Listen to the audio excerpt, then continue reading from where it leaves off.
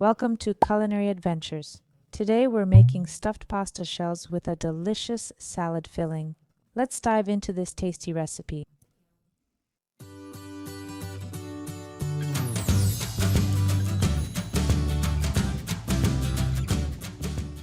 We'll need 3 TBS pea corn, 1 small seasoned chicken fillet, parsley for garnish, and 6 small pickled cucumbers.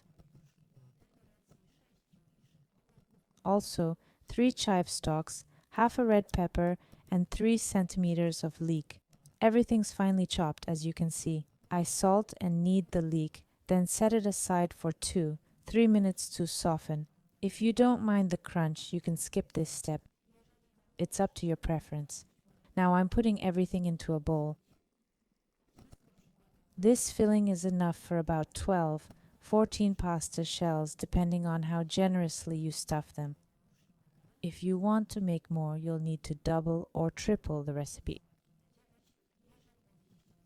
It's that simple.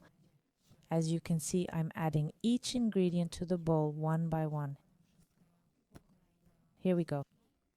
Ham would also work nicely instead of chicken if you want to speed up the prep time even more. I tried to make it colorful, and I think that more colors make the dish more appetizing and it tastes better too.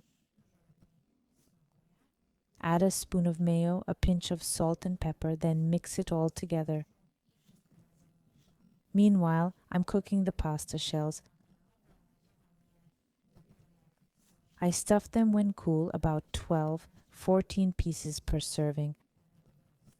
I cook the shells according to the package instructions until tender. Using a spoon, it's simple to stuff them. Arrange them on a plate, then garnish with chives and parsley. It's a great appetizer for parties, but not just that. You can make it for dinner too. Comment, subscribe, like, and watch my other videos.